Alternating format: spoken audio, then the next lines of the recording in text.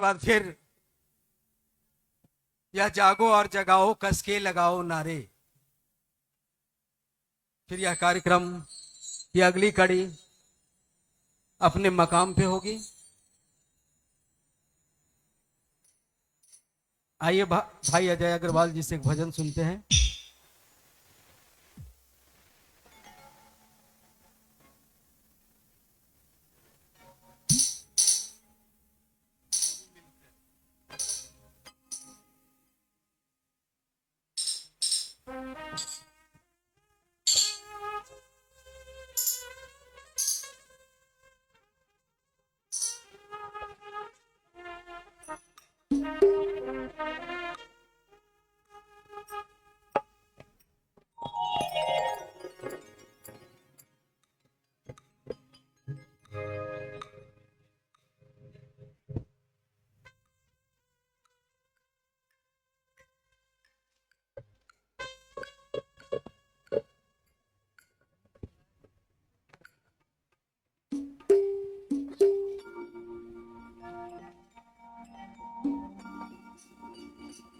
मेरी हर सांस का नमन अपने गुरु शिव के चरणों में,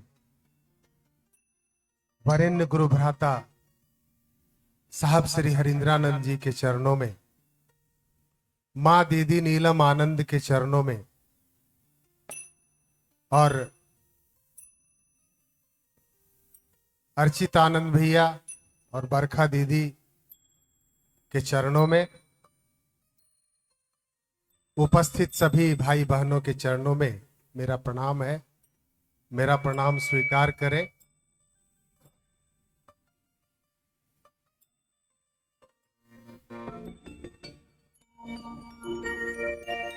गुरु मिलते हैं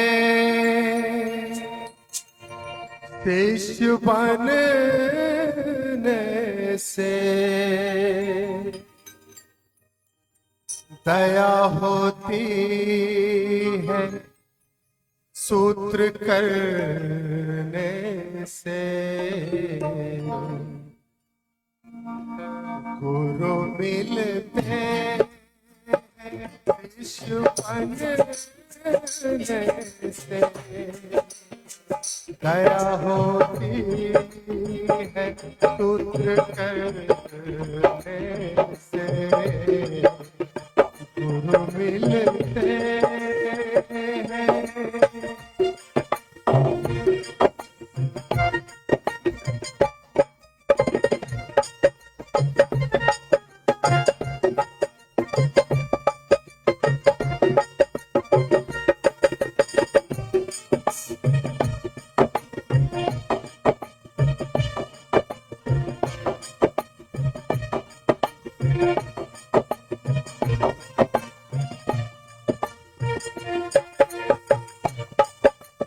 मंदिरों में लाख कोई करे पूजा, गुरु विश्वास नहीं दूजा।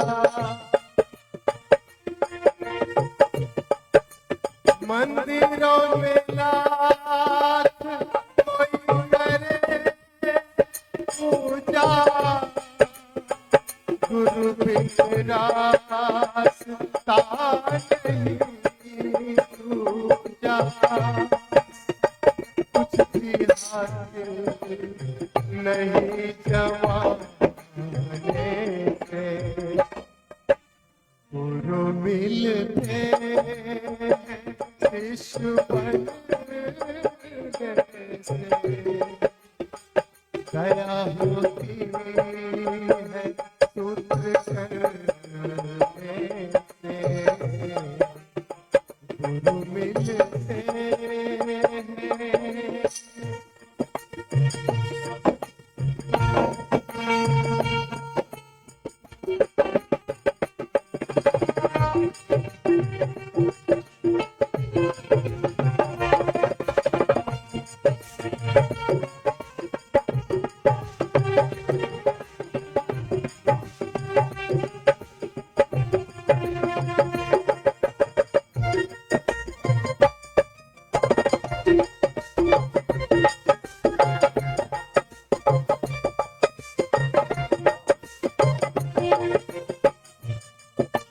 जो भी जिस हाल में चला आए, द्वार किस्मत का खुल गया देखो। जो भी जिस हाल में चला आए,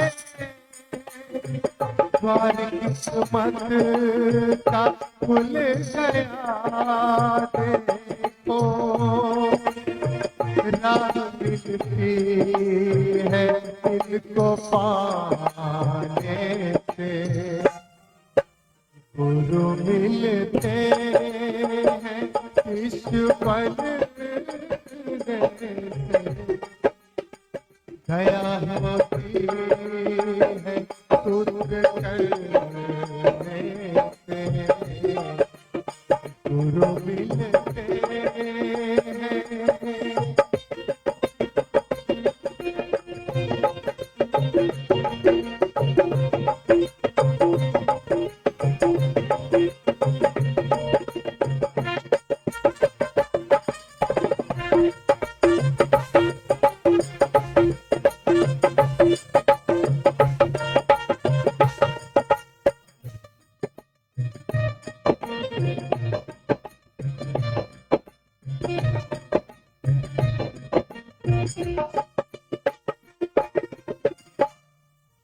तर्क हो लाख किसी के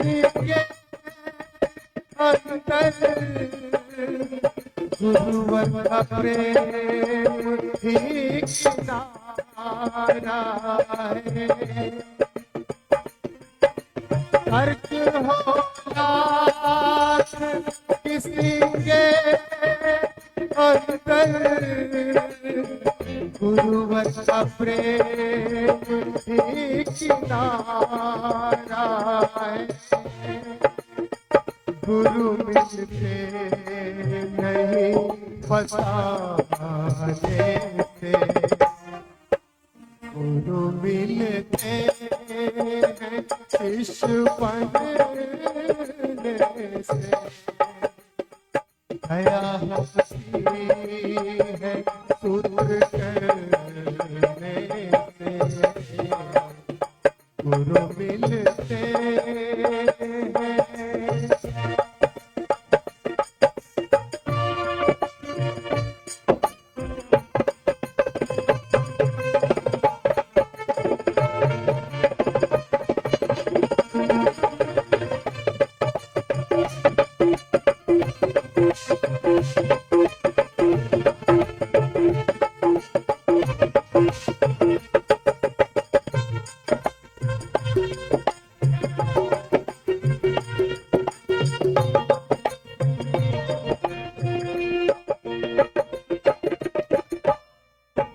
पहला सूत्र है गुरु दया मांगे, दूसरा है गुरु की चर्चा करे। पहला सूत्र है गुरु दया मांगे, दूसरा है गुरु की चर्चा करे। तीसरा नमन गुरु को करने से,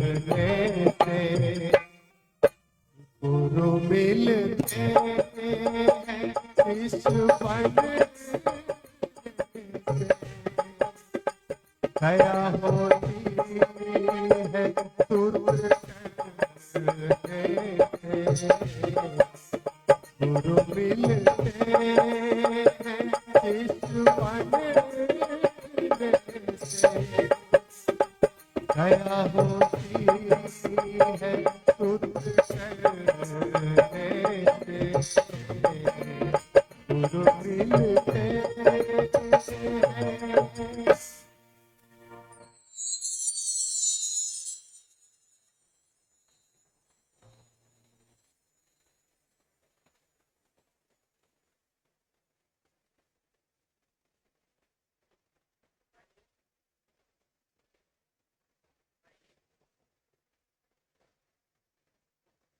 आइए हम सभी इस पावन महोत्सव की अगली कड़ी में सुनेंगे प्रोफेसर रामेश्वर मंडल सर को, जिनके लिए विषय है जगत गुरु शिव की शिष्यता के पृष्ठभूमि। गंभीरता से सुनिएगा। जगत गुरु शिव की शिष्यता की पृष्ठभूमि, व्याप्ति एवं प्रयोजन, ये वो विषय है जिसके लिए कहना चाहूंगा कि कौन कहता है कि आसमान में सुराग नहीं होता, एक पत्थर तो तबीयत से उछालो यारो। और साहब ने एक पत्थर विचार का उछाला और हम लोगों के बीच शिव गुरु ज्ञान की गंगा बह पड़ी। आइए सुनते हैं मंडल सर को।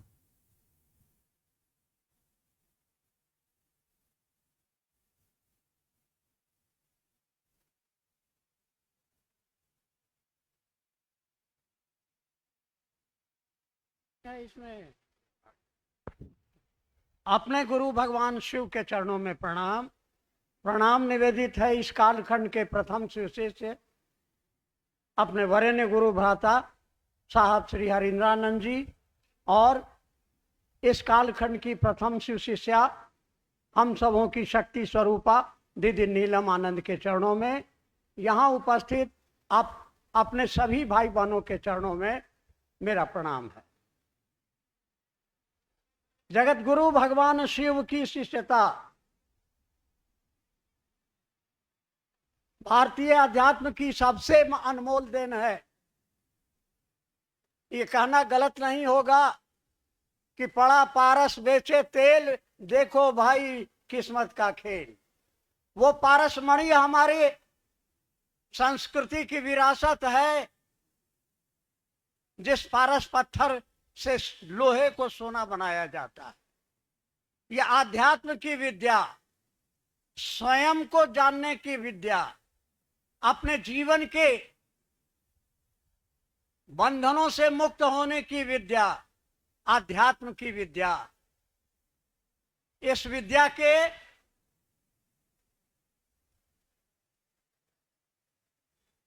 दाता गुरु, और गुरु परंपरा में सबसे पहला नाम आता है भगवान शिव का। हमारे शास्त्रों में पिछले 10,000 वर्षों से कहा गया कि शिव ही आदि गुरु हैं, शिव जगत गुरु हैं, शिव गुरुओं के गुरु हैं। उनके बहुत सारे रूप हैं, लेकिन उनका जो सबसे सुंदर रूप है ज्ञानदाता स्वरूप। उनके विभिन्न स्वरूपों से जुड़ने का, उनसे जुड़कर अपनी लौकिक मनोकामनाओं की पूर्ति के उपाय भी लोगों को मालूम है। लेकिन जगत गुरु भगवान शिव की शिष्यता की अवधारणा केवल किताबों तक रह गई। उनके किसी शिष्य ने या धरती पर किसी ने इस दिशा में प्रयास किया तो इसका श्रेय वरेण्य गुरु भ्राता साहब श्री को जाता है। अपनी शिष्यानुभूति में वो लिखते हैं कि बहुत सारे शरीरी गुरुओं के साथ अपनी जिंदगी के 15 खूबसूरत क्षणों को हमने बर्बाद किया और हताशा और विवशता में शिव को गुरु मान बैठा। और जो उपलब्धि हुई तो वो लिखते हैं कि आध्यात्मिक आह्लाद से मेरे अंदर अंतर प्रेरणा जगाई। मेरे अंदर ये ख्याल आया कि इतने सुंदर गुरु हैं, क्यों नहीं लोगों को इससे जोड़ा जाए। और उन्होंने प्रयास किया। अपने जीवन के 8 वर्षों तक उन्होंने किसी को नहीं बताया कि शिव मेरे गुरु हैं। और बताने का क्रम जो चल पड़ा, नतीजा ये हुआ कि आज 6 करोड़ से ज्यादा लोग इस धरती पर आपको इस बात की गवाही देने के लिए खड़े हैं, जिसमें एक मैं भी हूं, कि शिव को गुरु मानने के पहले मेरा जीवन नरक था। चारों ओर मौत के शायद मंडरा रहे थे, पागल होता या आत्महत्या करता, लेकिन साहब श्री ने मुझको संवाद भेजा कि अगर श्मशान की साधना से कुछ आपको प्राप्त हुआ हो तो बहुत अच्छा, नहीं तो महादेव को गुरु मान के देखें।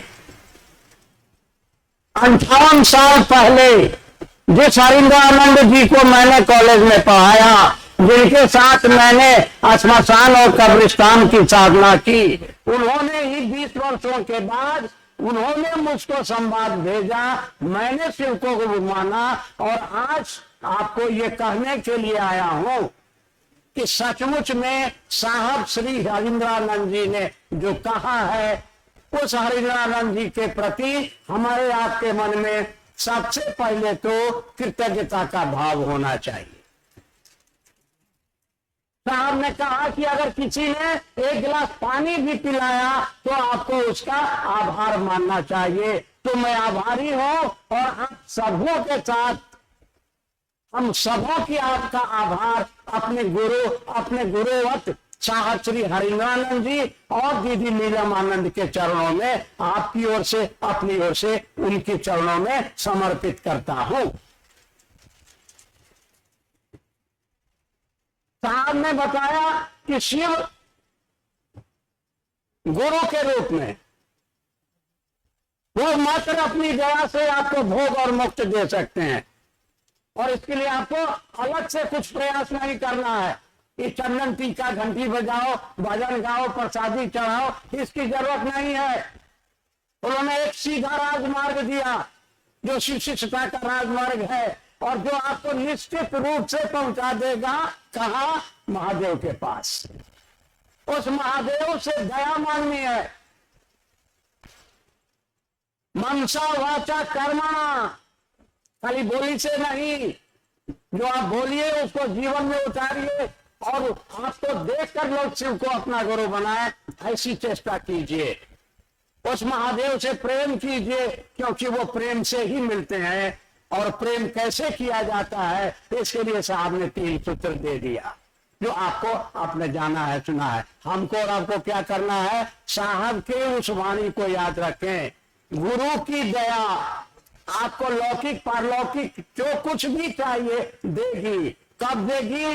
नंबर 1, आप शिव को अपना गुरु बनाइए। अपना, आपका बेटा बीमार होता है, अपना बेटा तो रात की नींद उड़ जाती है। पड़ोसी का बेटा मरता है, बीमार पड़ता है, तो वो दर्द नहीं होता है, वो आपके अंदर में परवाह पैदा नहीं होती है। तो साहब ने कहा कि उस महादेव को अपना महादेव बनाओ, दर्द पालो उसके लिए। ये प्रेम का संबंध है, ये समर्पण का संबंध है। दिन को रात कहोगे तो रात कहेंगे, तुमको जो बात अच्छी लगे वही बात करेंगे। तो महादेव ने कहा जाओ दूसरों को शिव का शिष्य बनने के लिए प्रेरित करो। कौन करेगा? हमारे शास्त्री ने कहा पहले स्वयं शिष्य बनो, बताओ लोगों को कि मैंने शिव को अपना गुरु माना है। आप भी मान के देखिए, जांच लीजिए, 11 से 21 दिनों के अंदर आपको परिणाम मिले तो ठोक के बोलिए कि शिव मेरा गुरु है, आपका भी गुरु हो सकता है। जांच लीजिए। साहब ने लिखवा करके दीवारों पर छपवा दिया कि मैंने शिव को माना है। आप भी जांच लीजिए, आपके सारे लौकिक पारलौकिक मनोरथ स्वतः पूर्ण होंगे। कब? जब शिव आपके अपने होंगे, और वह महादेव अपना होता है। एक लोटा पानी चढ़ा के गाल बजा देते हैं, वो खुश हो जाता है। वही महादेव, वही बाबा ज्ञान भी देता है। धन तो उसी का है, जीवन उसका, धरती उसकी, ये पूरा विश्व ब्रह्मांड उसी का है, और वह ज्ञान भी वही देता है। उसी का हम दिया हुआ जीवन जी रहे हैं, उसी का दिया हुआ खा रहे हैं। लेकिन ज्ञान के लिए आपको शिष्य बनना होगा, शिष्य भाव देना होगा, और शिष्य होने का अधिकार इस धरती के एक एक व्यक्ति को है। वो चाहे किसी जात का हो, किसी धर्म का हो।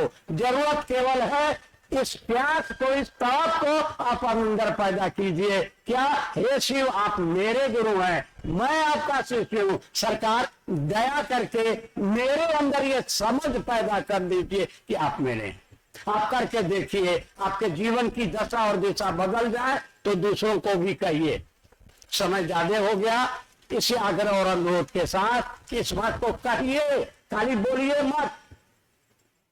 लोगों को सुनाइए, वो माने या नहीं माने, कहिए कि शिव मेरे गुरु है, मैंने जांचा है, आप भी जांच लीजिए, और परिणाम मिल जाए तो जरूर लोगों को कहिए। इसी आग्रह और अनुरोध के साथ आप सभी भाई बहनों के चरणों में मेरा प्रणाम।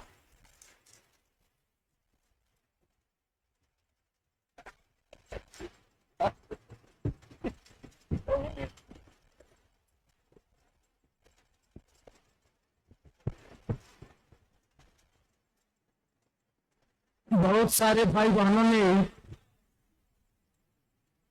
इस कार्यक्रम में भाग लेकर शिव को अपना गुरु बनाया है।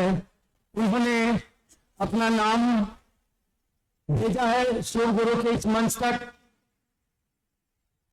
उन तमाम गुरु भाई बहनों के नामों की घोषणा हम शिव के अनंत अंतरिक्ष साम्राज्य को देते हैं। कृपया अनंत अंतरिक्ष साम्राज्य इसे दर्ज करे। जागो जागो महादेव।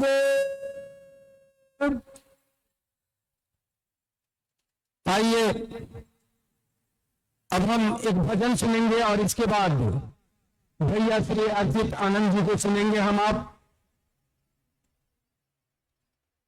अपनों से अपनी बात करते हुए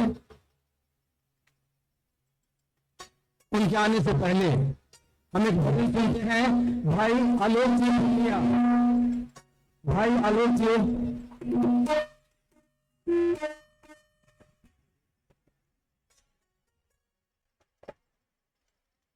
भाई आलोक जी आ रहे हैं हमारे आपके बीच।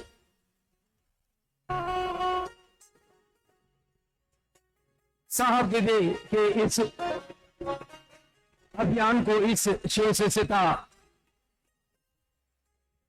तो हमको आपको स्नेह स्नेह आगे बढ़ाते रहना है। आइए भाई आलोक जी से एक भजन सुनते हैं, उसके बाद अनु भैया को सुनेंगे।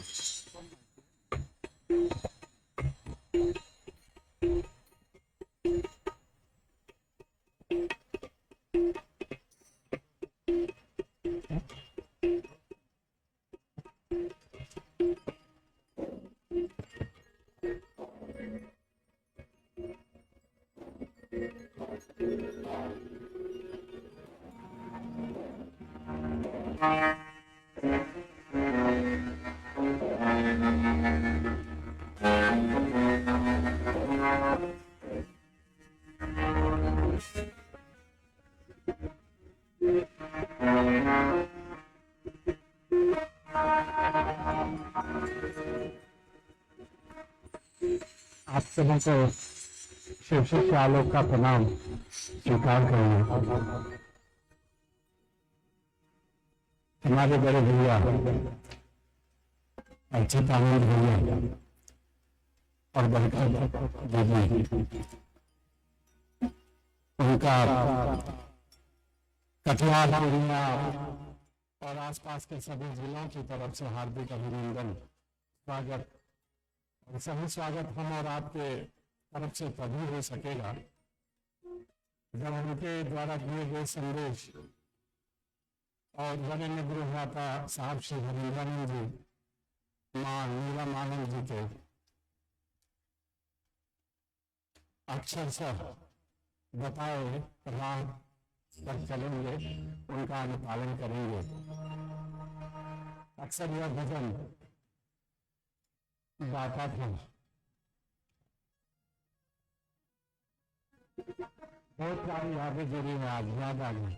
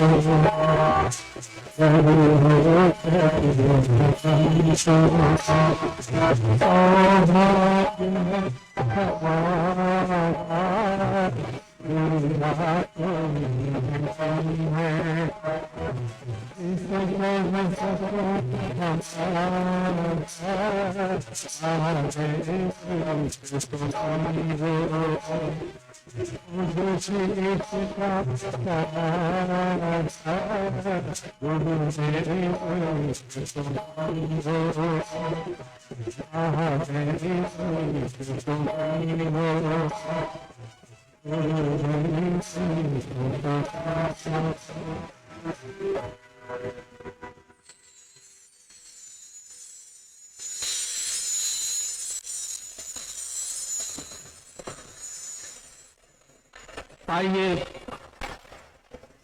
अब हम आप उनको सुनेंगे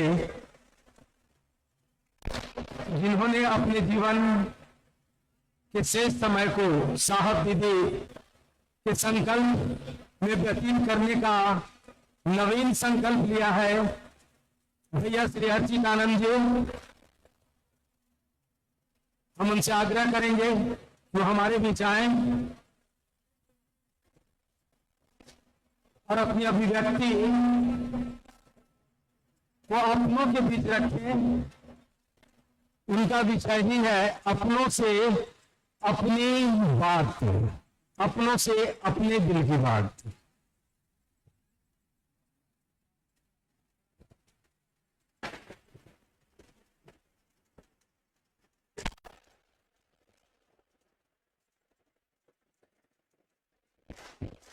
अपने गुरु महादेव साहब दीदी और रानी पत्रा के इस मैदान में उपस्थित तमाम गुरु भाई गुरु बहनों को मेरा प्रणाम है।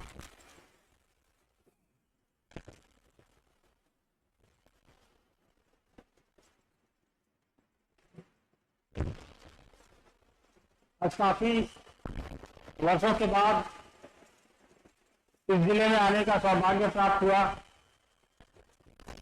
आप लोगों ने मौका दिया यहाँ आने का, आपसे मिलने का, आपसे बातें करने का, अपने गुरु की चर्चा कुछ सुनने का और कुछ सुनाने का।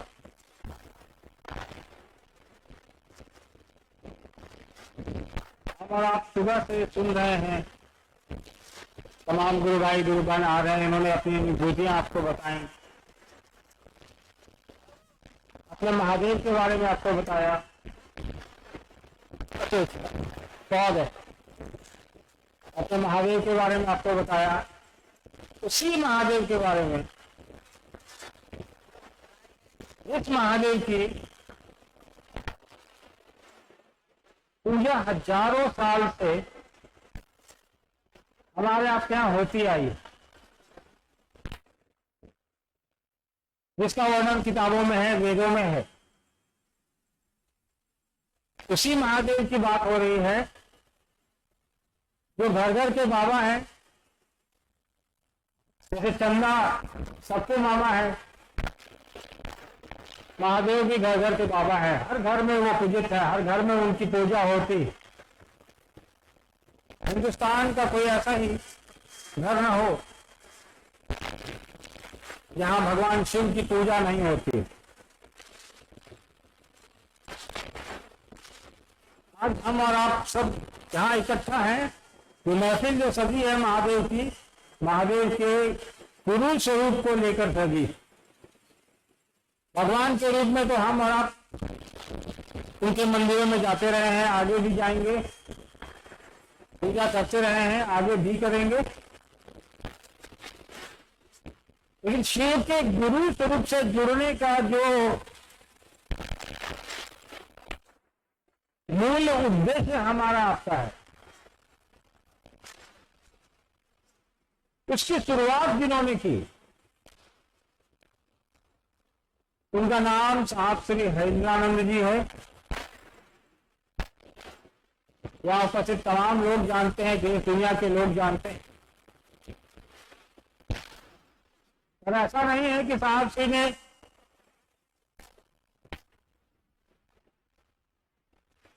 एक अकेले इंसान है जो कहते हैं कि महादेव गुरु है। साहब से पहले भी कई लोगों ने कहा महादेव गुरु हैं, किताबों में लिखा है महादेव गुरु हैं, जगत गुरु हैं, गुरुओं के गुरु हैं। लेकिन हमको आपको किसने बताया कि ये जगत गुरु का काम भी करते हैं और हम और आप भी उनसे जुड़ सकते हैं। इस कालखंड में एकमात्र हो सकते हैं साहब श्री हरिंद्रानंद जी।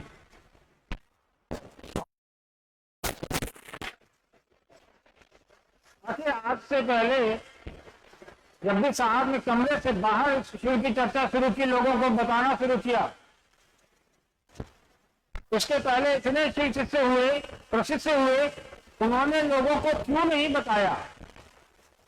साहब को क्या जरूरत आन पड़ी कि लोगों को कहा कि नहीं, तो महादेव सबका है, भगवान के रूप में तुमको दे सकता है, हमको दे सकता है, धन वैभव संपदा सुख शांति।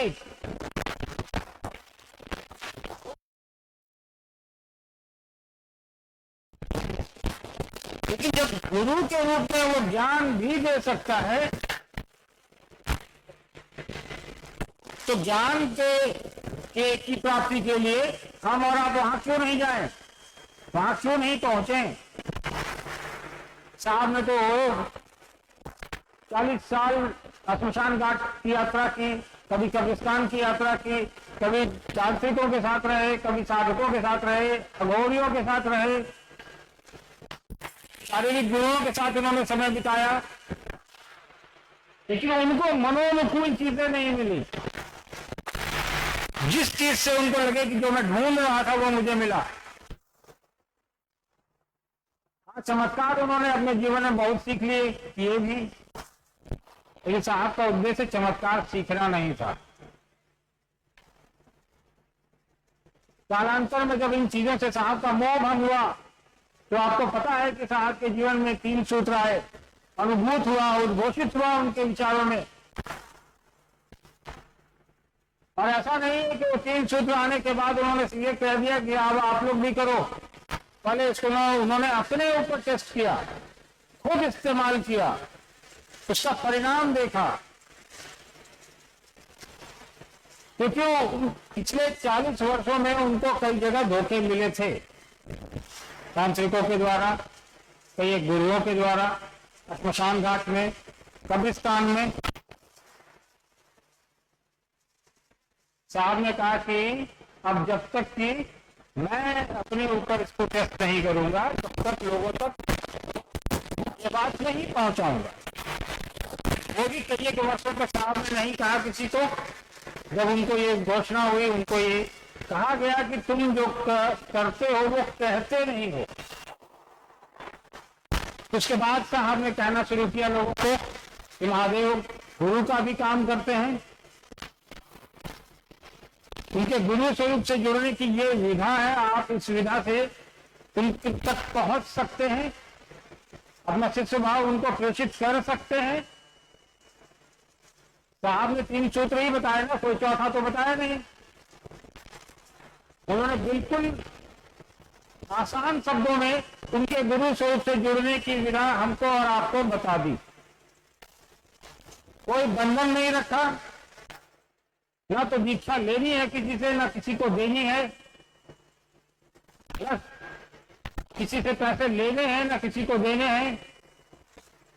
आप कौन से धर्म से आते हैं, कौन सी जाति से आते हैं, आप क्या खाते हैं, आप गोरे हैं, आप काले हैं, आप अमीर हैं, आप गरीब हैं, कोई बंधन नहीं, बंधन हो भी नहीं सकता। लेकिन महादेव तो सबका है। अगर महादेव सबका है तो बंधन कहां, इसका कोई सवाल ही नहीं है। साहब ने कहा कि हर वो आदमी ये पात्रता रखता है जो धरती पर आया है कि वो शिव को अपना गुरु बना सके, महेश्वर शिव को अपना गुरु बना सके। और देखिए साहब ने आज से 40 साल 35 साल पहले जो यात्रा शुरू की, दीदी ने कदम कदम पर साहब का साथ दिया, उनके साथ चली। साहब खुद एक अधिकारी, दीदी खुद एक जमींदार की पुत्री रही। आज साहब और दीदी दोनों ही शरीर में उपलब्ध नहीं है, लेकिन उनकी ऊर्जा देखिए, उनका आशीर्वाद देखिए कि हम और आप इतनी बड़ी संख्या में यहाँ पे एक दूसरे से मिलने आए हैं, अपने गुरु की बात करने आए हैं, महादेव की बात करने आए हैं, कुछ सुनने आए हैं, कुछ सुनाने आए हैं। आखिर कुछ ना कुछ तो है। आज करोड़ों लोगों ने शिव को अपना गुरु आखिर क्यों बनाया? आज हजारों लोग जो यहाँ सामने बैठे हैं वो यहाँ क्यों पहुंचे हैं इस रानी पत्रा के प्रांगण में?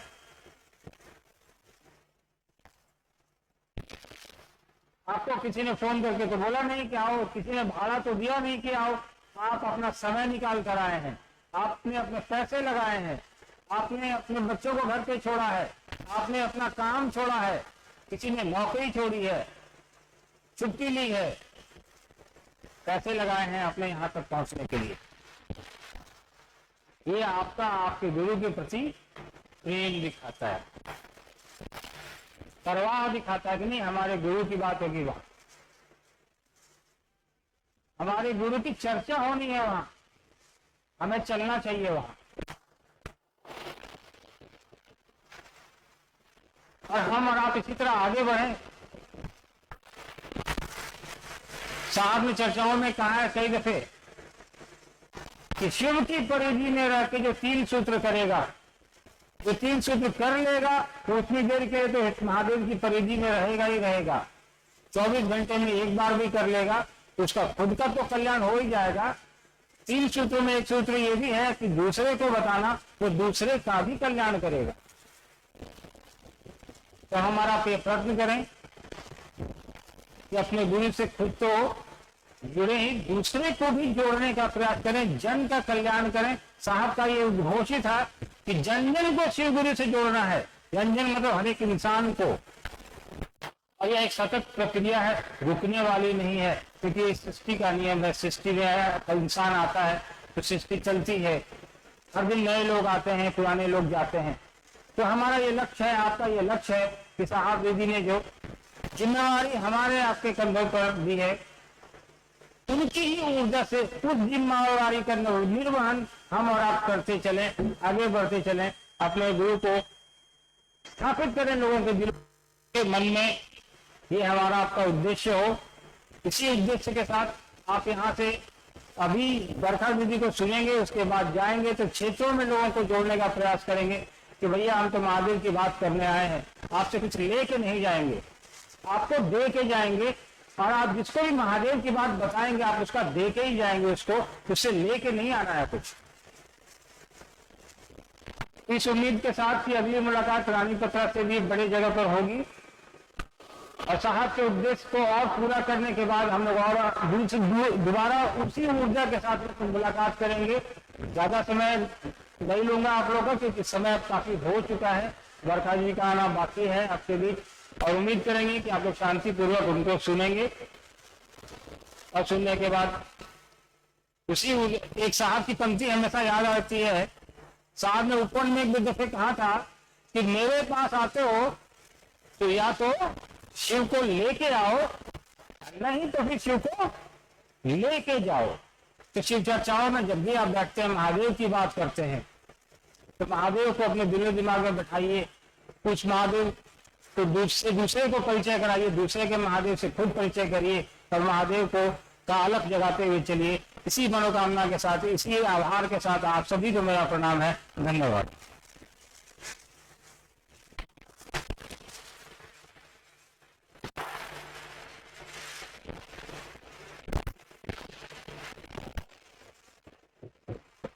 अभी हम लोग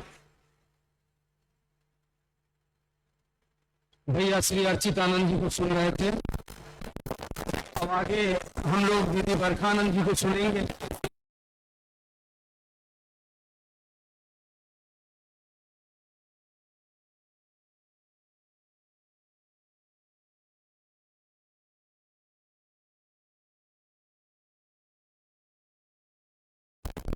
सभी मिलकर आग्रह करते हैं दीदी बरखानंद जी से, जो हमारे आपके बीच तो उपस्थित हैं ही, वो शिव गुरु कि मंच तक आए। जिनका संकल्प है साहब दीदी के संकल्प में कदम से कदम मिलाकर चलना, जिनकी जिद है कि सचमुच साहब दीदी के संकल्प की स्थापना यथार्थ में लोगों के दिल में हो, हम उस दीदी बरखानंद जी को सुनने जा रहे हैं। शांति बनाए रखेंगे और गंभीरता से सुनेंगे।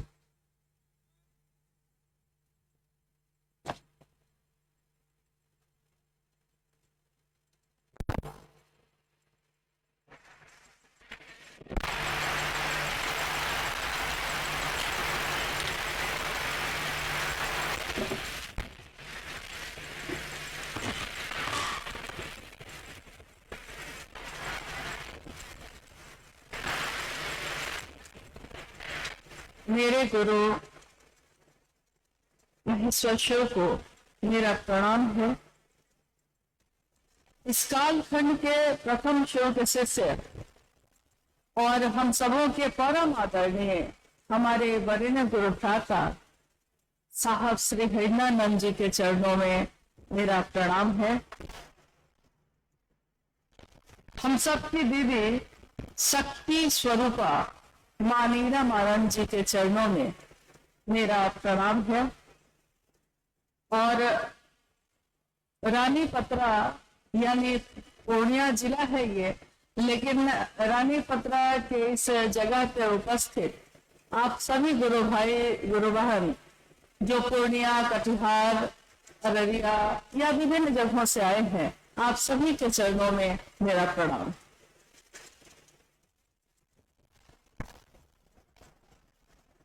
हम सबका सौभाग्य है कि इस धरती पे आने का मौका मिला जहां हमारे साहब अनगिनत बार आए और यहां आकर उन्हें अच्छा लगा। ये भी हम सबका सौभाग्य ही है, क्योंकि उनका अच्छा लगना हम सबके लिए कल्याणकारी होता है, शुभ होता है। रानी पत्रा में जैसा अभी गुरु भाई लोग बता रहे थे, पहली बार शिव गुरु महोत्सव में जब साहब आए थे 1996 में, 2006 में एक शिव गुरु महोत्सव जब आयोजित हुआ, उसमें साहब के साथ हम सबको भी आने का मौका मिला था। और उसके बाद कुछ समय के बाद एक संगोष्ठी भी हुई जो यही रानी पत्रा के इसी प्राकृतिक चिकित्सालय के परिसर में आयोजित की गई थी। हमारे साहब मंच पे विराजमान हैं और वो कह रहे हैं गुरु भाई गुरु बहनों से कि पास आइए कि हम नहीं आएंगे बार बार। सारे गुरु भाई गुरु बहन थोड़ा चकित हो गए। उनको लगा कि ऐसी बात साहब क्यों कह रहे हैं। बाद में भी हम लोगों ने उनसे कहा कि आप ऐसी बात क्यों कहते हैं।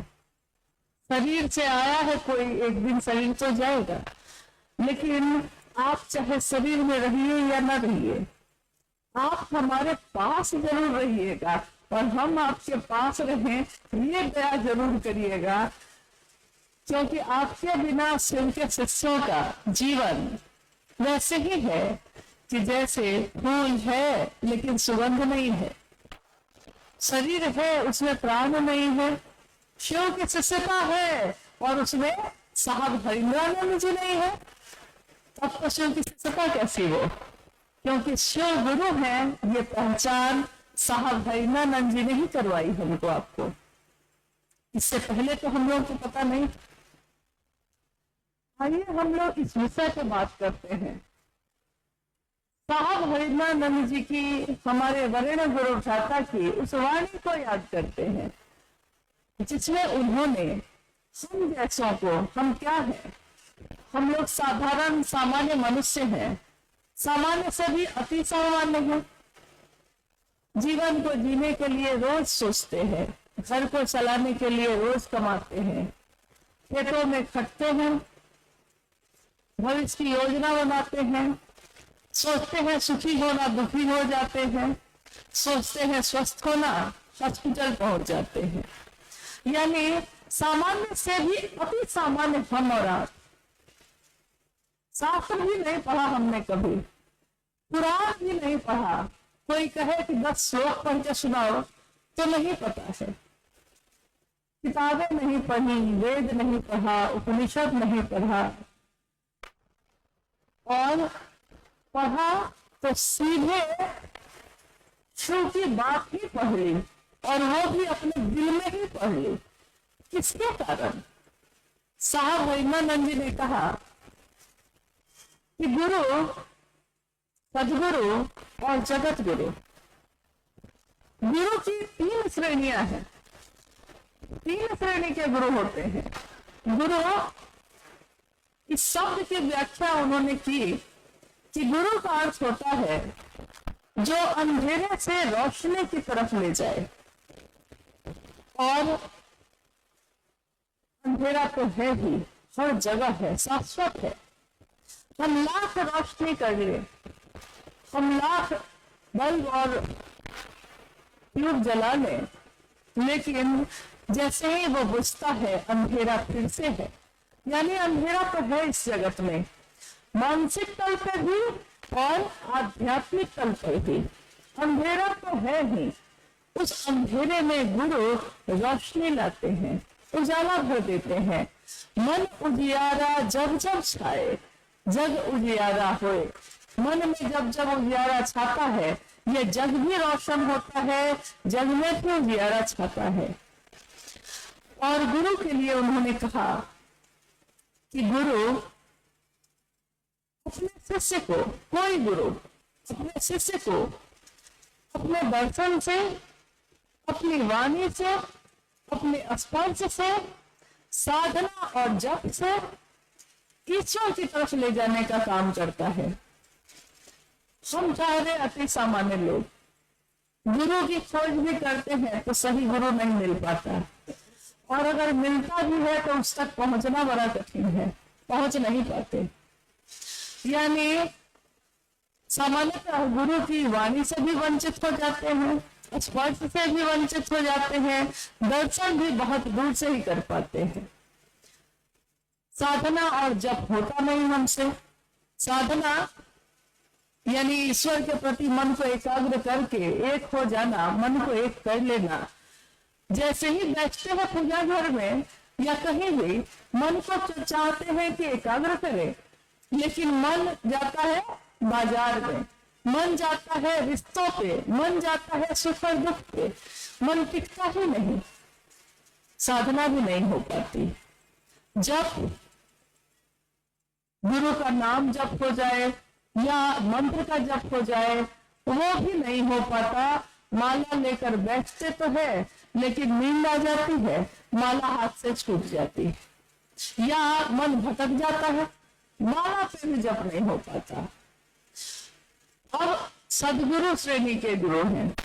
सदगुरु श्रेणी में साहब ने इसकी व्याख्या की, सदगुरु अपनी दया से आपको शिव से मिलवा सकते हैं। वो मात्र अपनी दया से मिलवा सकते हैं, लेकिन एक शर्त होती है उसमें।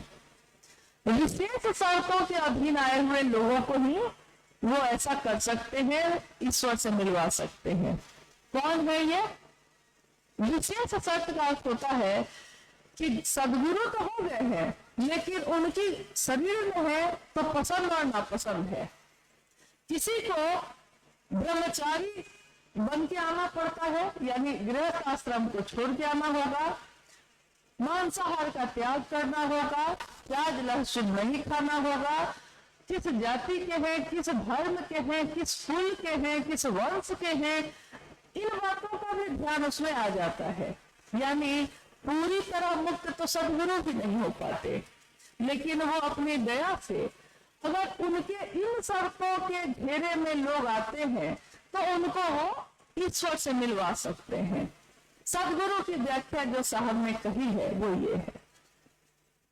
अब आते हैं जो हमारे आपके गुरु हैं, जगत गुरु शिव।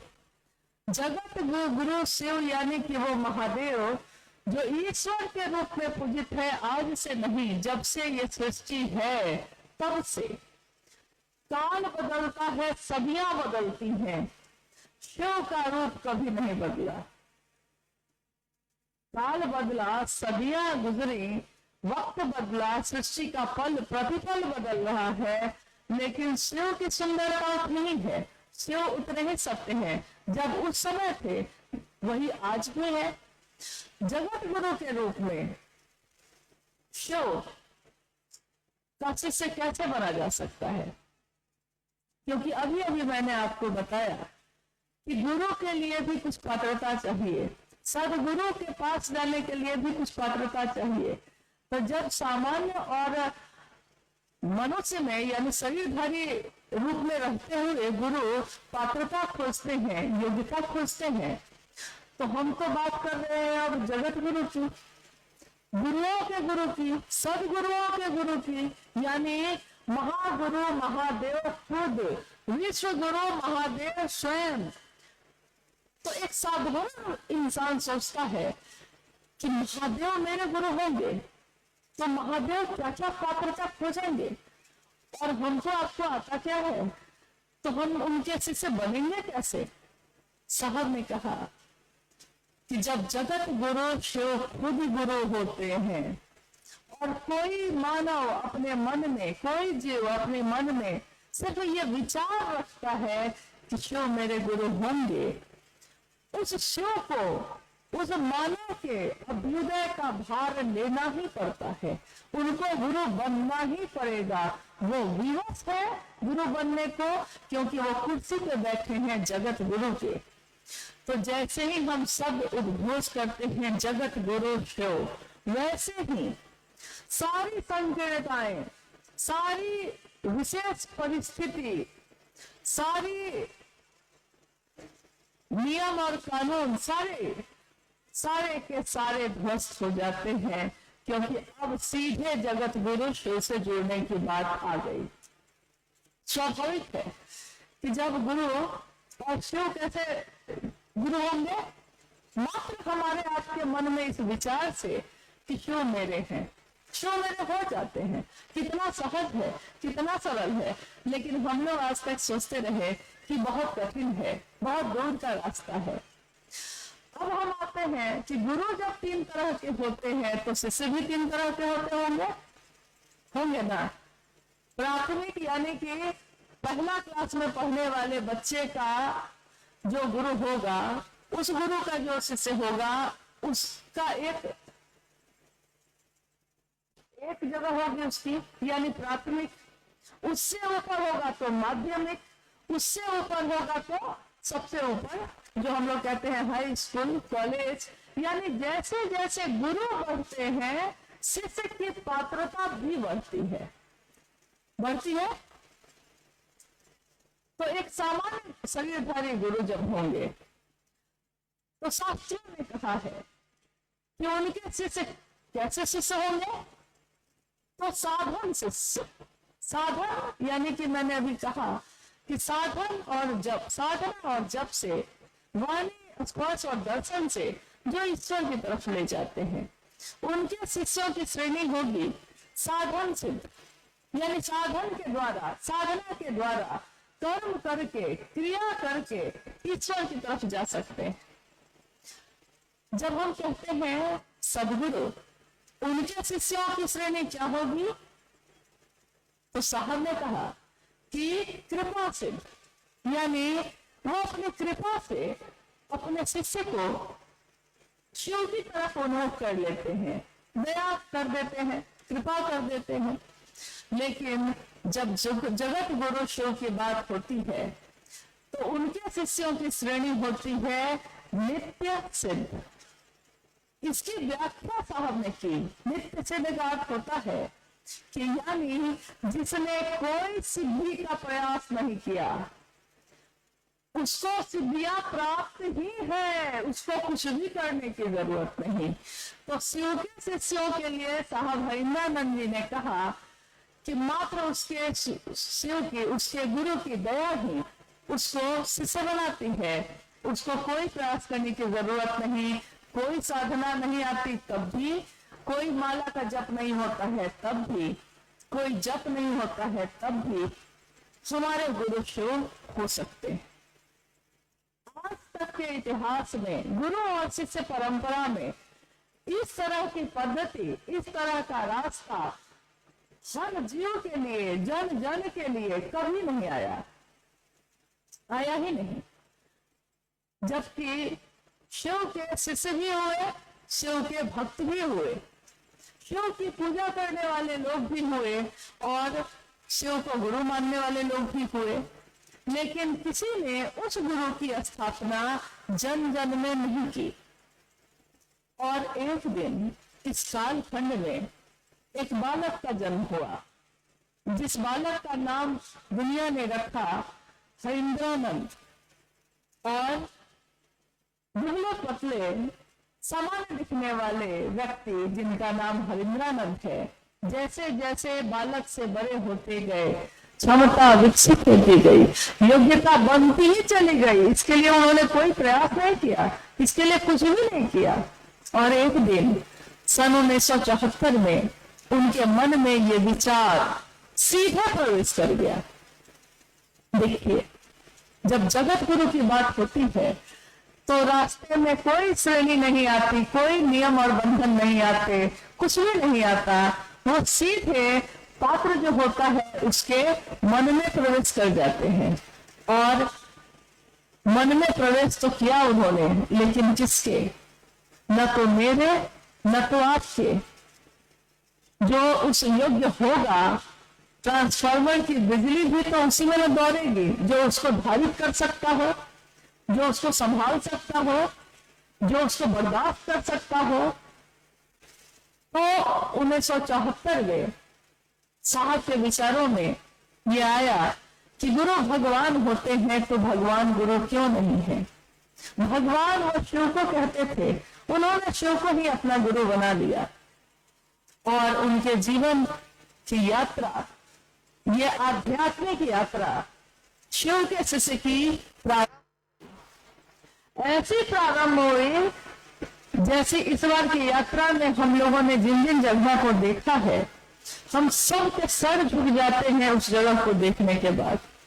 लगता है कि इतने वर्ष पूर्व हमारे साहब और मां नीलम कितनी कोमल रही है। वो एक चीरा भी काट ले तो जिसके बदन पे सूजन आ जाती है, वो गर्भवारी के शमशान भूमि में जमीन पे बैठकर अपने साहब के साथ शिव गुरु महोत्सव में शामिल हुई, 13 लोगों के साथ।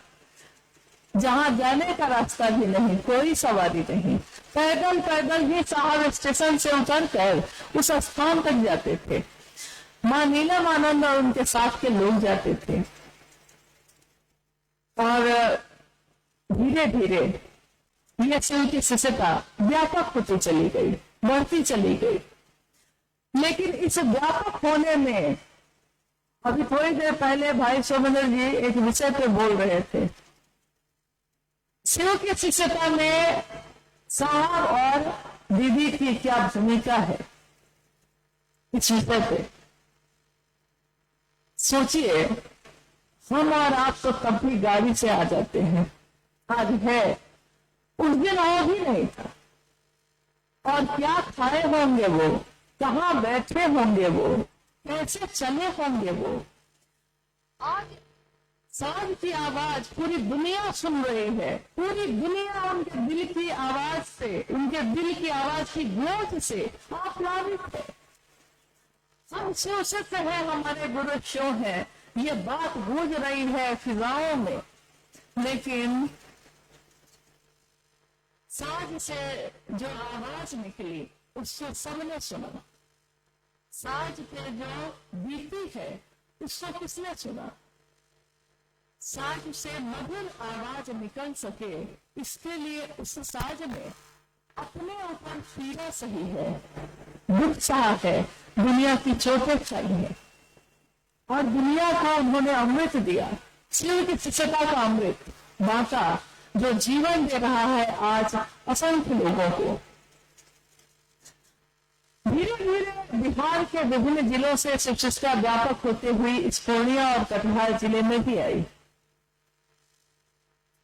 उस समय यहाँ जो गुरु भाई हैं आशीष जी, उनके पिताजी डॉक्टर साहब के बहुत प्रिय रहे और बहुत अनुशासन प्रिय व्यक्ति वो खुद भी रहे। उन्होंने एक अहम भूमिका निभाई। हर व्यक्ति जो उस समय खड़ा था जब साहब के पास कोई नहीं था, आज हम लोग इतने लोग हैं कि कहीं भी बैठते हैं तो भीड़ हो जाती है, लेकिन उस दिन हमारे साहब और दीदी माँ के साथ कोई नहीं था। बस चंद लोगों के साथ उन्होंने ये यात्रा शुरू की। वो कहते हैं साहब कि अकेला ही चला था, लेकिन लोग मिलते गए, कारवां बनता गया।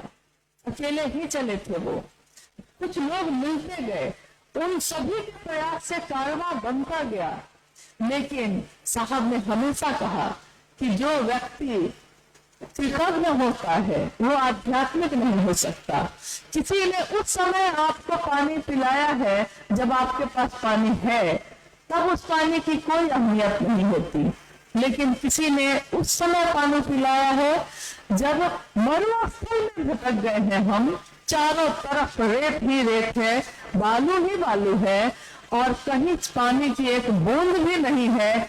उस समय अगर कोई एक घूंट पानी भी पिलाता है तो आप अपने जीवन में तो उसको नहीं भूलिएगा। शिव की शिष्यता की ये आध्यात्मिक यात्रा साहब की इस जगत में शुरू हुई। कुछ लोगों ने उनका साथ दिया। आज वो सारे लोग, कुछ साल बीत गए ना, वो सारे लोग वृद्ध हो गए हैं, बूढ़े हो गए हैं, शरीर अब अवस्थ हो गया है, चल नहीं पाता होगा, लेकिन मन से वो आज भी उतने ही सबल शिव शिष्य हैं। और साहब ने एक बार रांची में एक कार्यक्रम का आयोजन किया कि आओ करें बुजुर्गों का सम्मान। उस आयोजन में उन्होंने 2 पंक्ति लिख के वहां पोस्टर में लगवाया था और उसमें उन्होंने कहा था कि पांव सूखे हुए पत्तों पर अदब से रखना।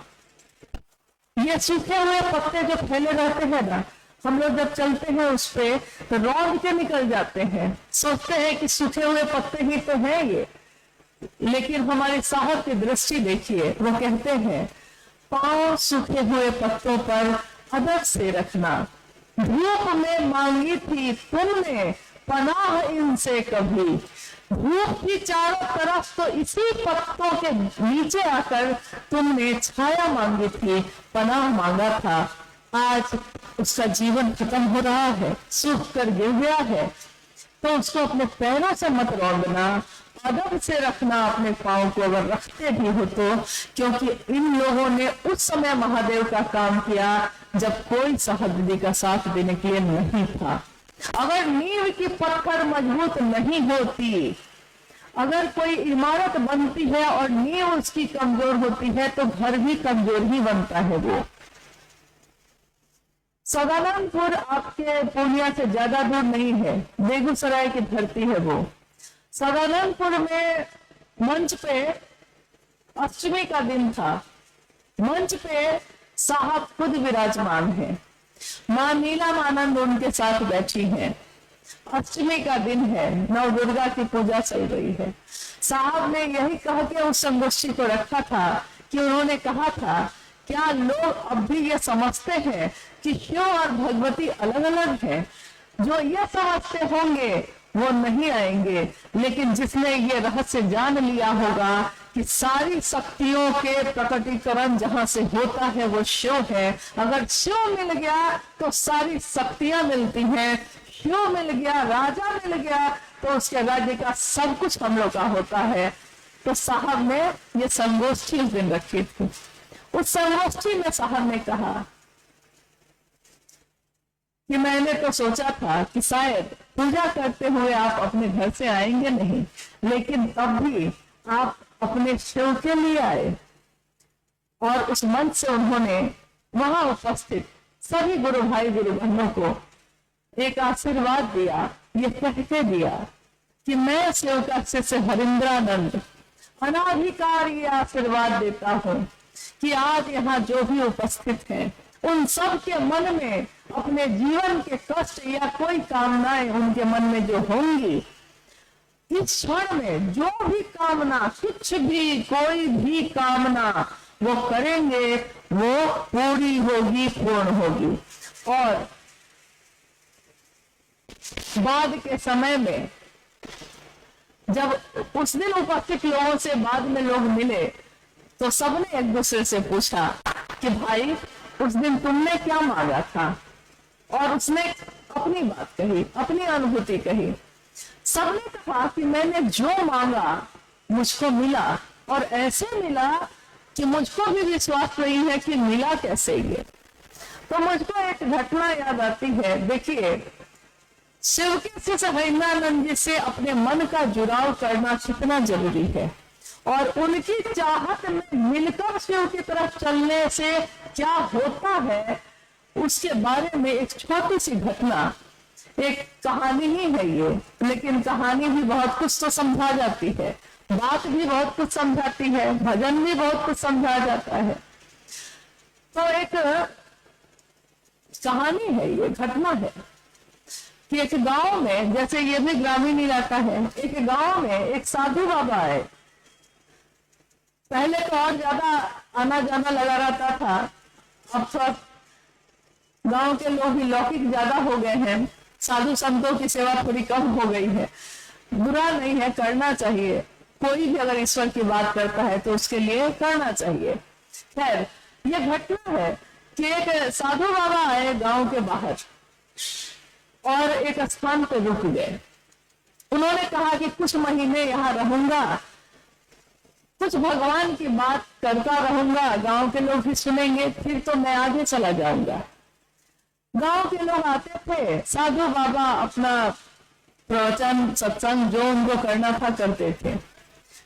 गांव की एक महिला ने सोचा कि साधु बाबा भोजन कैसे करेंगे, तो उस महिला ने खुद ही बिना साधु बाबा के कहे हुए खुद ही सोच लिया कि मैं उनके लिए भोजन लेकर जाऊंगी रोज, भोजन लेकर जाऊंगी रोज। और वो जाने लगी, सुबह का रात का भोजन लेके जाती, पहुंचाती, साधु बाबा खा लेते, लौट आती। साधु उससे कहते कि क्या तुम्हारे मन में कोई कामना है, तो वो कहती नहीं बाबा, कोई कामना नहीं है, बस आपको खिलाना चाहती हूँ इसलिए आ गई हूँ। तो घटना आगे बढ़ती है। कुछ महीने बीत गए हैं और साधु उस गांव को छोड़ के आगे बढ़ने वाले हैं।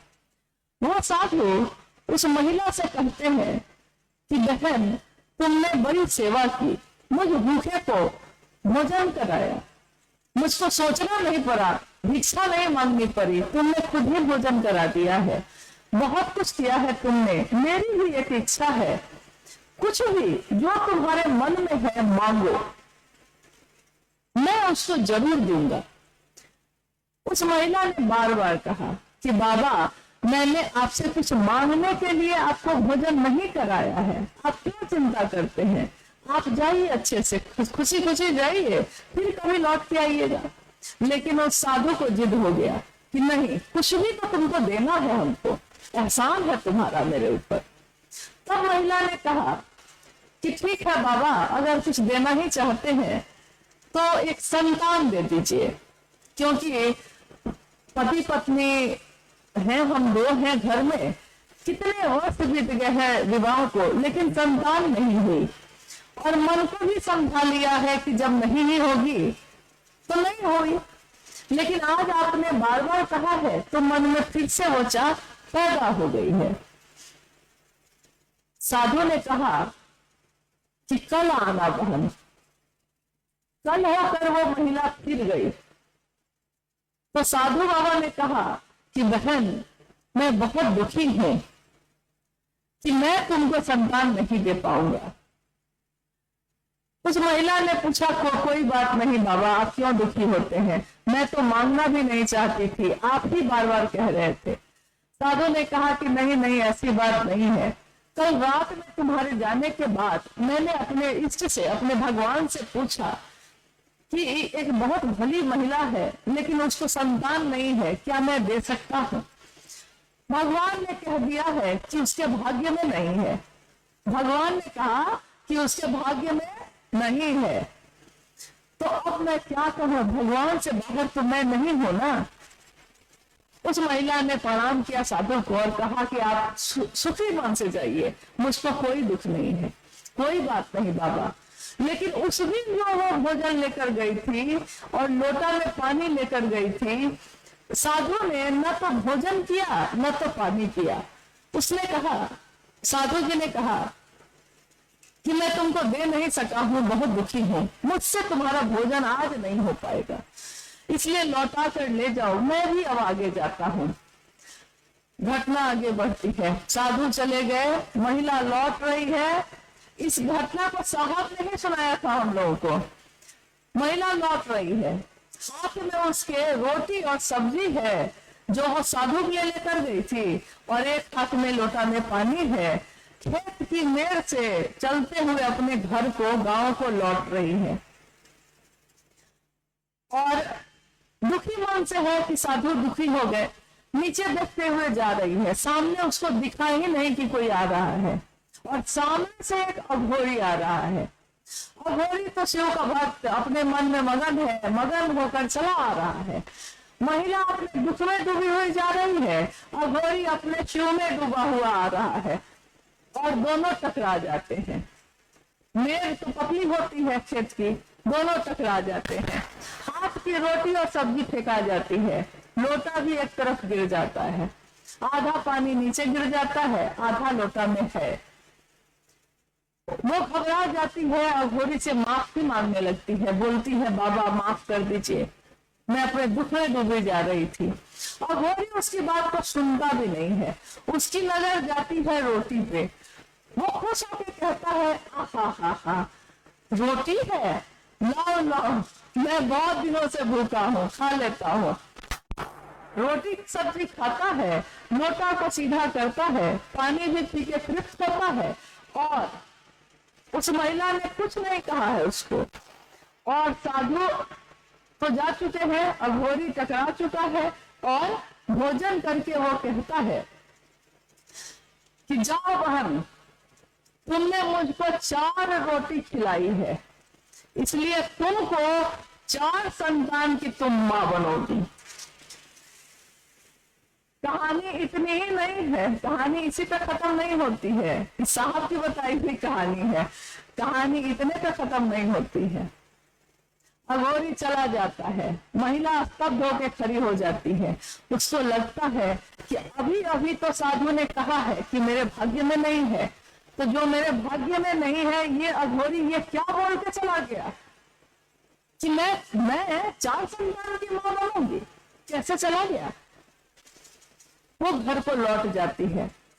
समय आगे बढ़ता है, कुछ वर्ष बीत जाते हैं। वही साधु जो एक बार गांव के बाहर आके रुके थे, फिर से आते हैं, गांव के बाहर रुके हैं।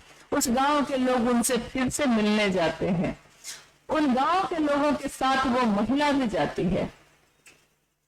साधु देखते हैं महिला को तो पहचान जाते हैं, अरे बहन, तुमने ही तो मुझको भोजन कराया था, तुम कैसी है। और कहते कहते उनकी नजर जाती है, उस महिला ने अपने 4 बच्चों को ऐसे समेट के वो खड़ी है। तो साधु कहता है, ये बच्चे कौन है। वो माँ, वो महिला कहती है कि जी मेरे बच्चे हैं। साधु कहता है, ये कैसे हो सकता है। महिला कहती है, घटना बताती है कि ऐसे ऐसे हुआ था बाबा। साधु दुख में डूब जाते हैं। जब सारे लोग चले जाते हैं, वो अपने इष्ट को, अपने भगवान को याद करते हैं और कहते हैं महादेव को, उनके भी इष्ट महादेव थे, तो महादेव को याद करते हैं और कहते हैं भगवान आपने ये क्या किया, आपने तो मेरी इज्जत नहीं रखी, मैंने आपसे कितना अनुरोध किया था उसके लिए, लेकिन आपने कहा कि उसके भाग्य में नहीं है, और उस अघोरी ने कह दिया तो इसको हो गया। भगवान कहते हैं कि तुमने पूछा था, तो जो उसके भाग्य में था मैंने बता दिया।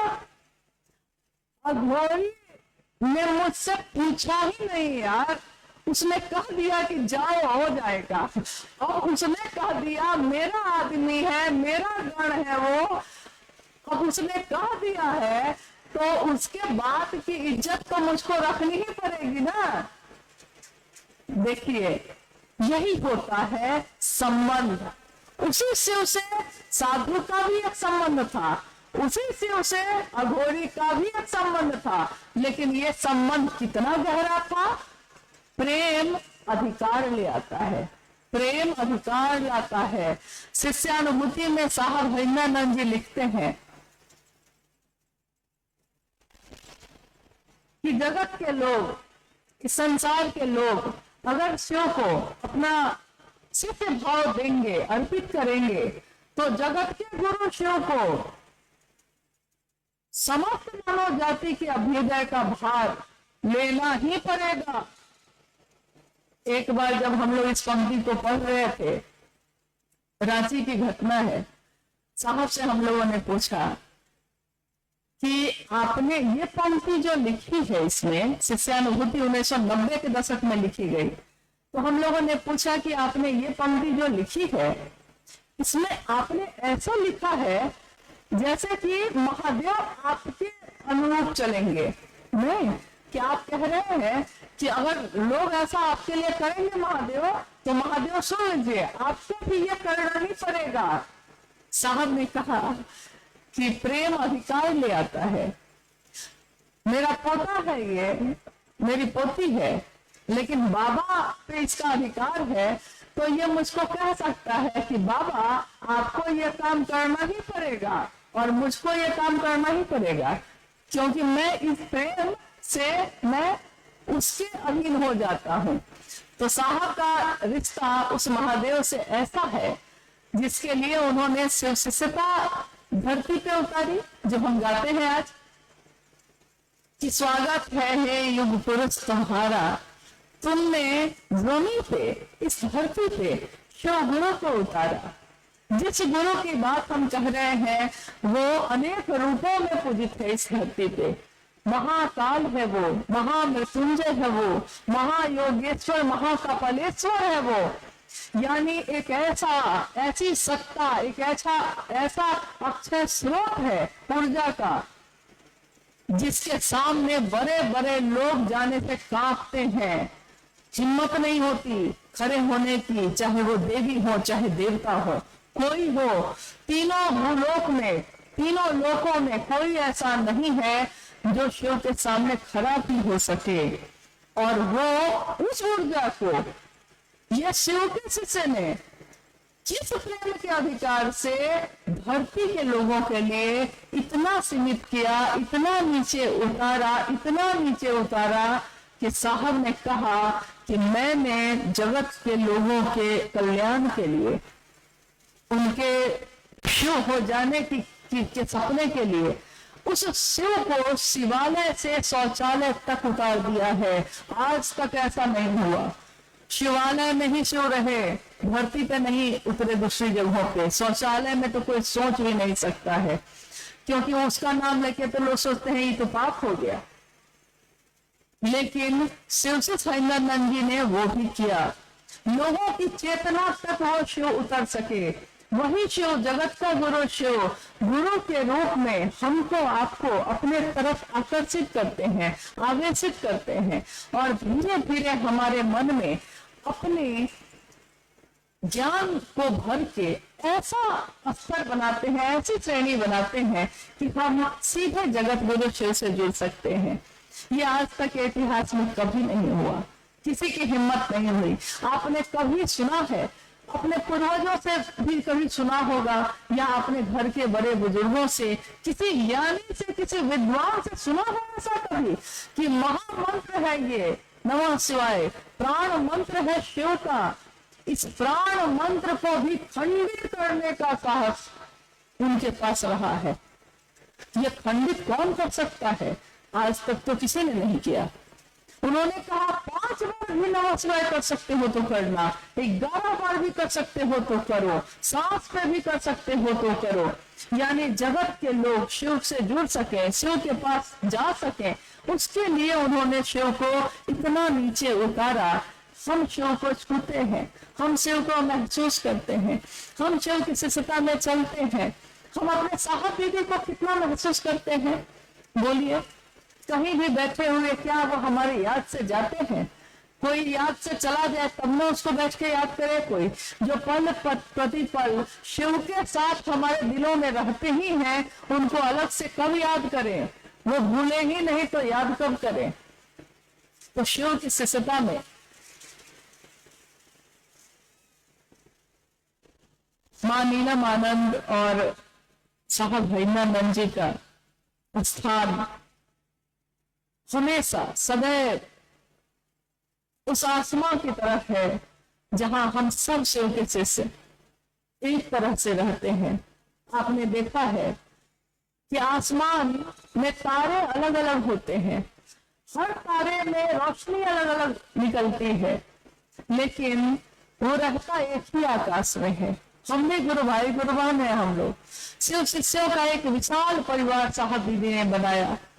और गुरु भाई गुरु बहनों को कहा कि तुम अगर मुझसे मिले हो तब भी, नहीं मिले हो तब भी, अगर कहीं भी, यहाँ तक उन्होंने कहा कि राजस्थान के मरुस्थल में भी किसी ने अगर शिव को अभी भी अपना गुरु बनाया है, वो मुझसे मिले या ना मिले, शायद इस जन्म में मिल भी पाएगा कि नहीं मिल पाएगा, लेकिन तब भी उसने शिव को अपना माना है तो मेरे कलेजे का टुकड़ा है।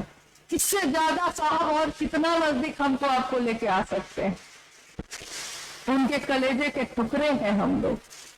और कलेजे के टुकड़े की बात जब होती है तो आदमी उसको कितना संभाल के रखता है, हर कष्ट से बचाता है ना। हम सबको भी तो अपने लौकिक जीवन के कष्टों से वो बचाते हैं ताकि हम महादेव का काम कर सके।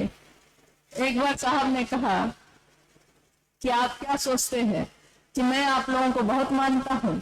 जैसे अगर कोई बीमार हो जाए, किसी को सर्दी खांसी हो जाए, तो उसके लिए दवा मंगाने लगते थे साहब तुरंत। तो सब समझते थे साहब मुझको ज्यादा मानते हैं। हर व्यक्ति यही कहता था, साहब मैं अगर बीमार हो जाऊं तो बेचैन हो जाते हैं। साहब ने एक दिन कहा कि आप क्या सोचते हैं कि मैं आपको प्रेम करता हूँ? अरे मुझसे ज्यादा स्वार्थी तो इस दुनिया में कहीं कोई नहीं होगा। आप ठीक रहिएगा तब ना महादेव का काम करिएगा, इसके लिए आपकी परवाह करता हूँ, ताकि आप ठीक रहिए तब ना मेरे महादेव का काम होगा। और कितनी परवाह करता हो तो गुरु भाई गुरु बहन चप्पल खोलकर आते हैं, बैठे हुए हैं, साहब से मिल रहे हैं, बारिश होने लगती है बाहर। साहब कहते हैं क्या आपने चमड़े की चप्पल पहनी है, पहन के आए हैं आप? गुरु भाई में से कोई कहता है जी ना हवाई चप्पल है, कोई कहता है प्लास्टिक का है, कोई कहता है चमड़ा का है। साहब कहते हैं जाओ जाओ उठा के हटा लो, खराब हो जाएगा।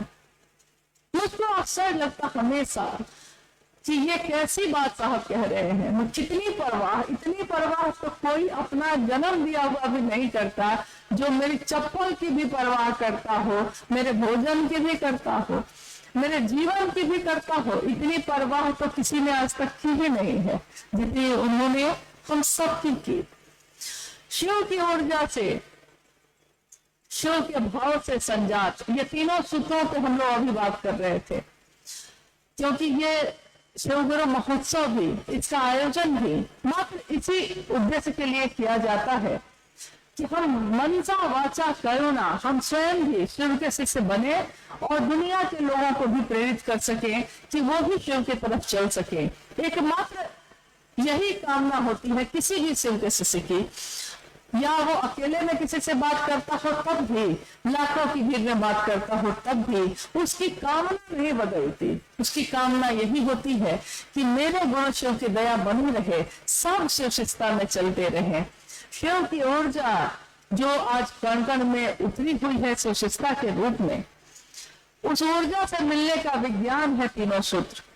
मन ही मन शिव को पुकारने का, हे शिव आप मेरे गुरु हैं, मैं आपका शिष्य हूं, मुझ शिष्य पर दया करिए।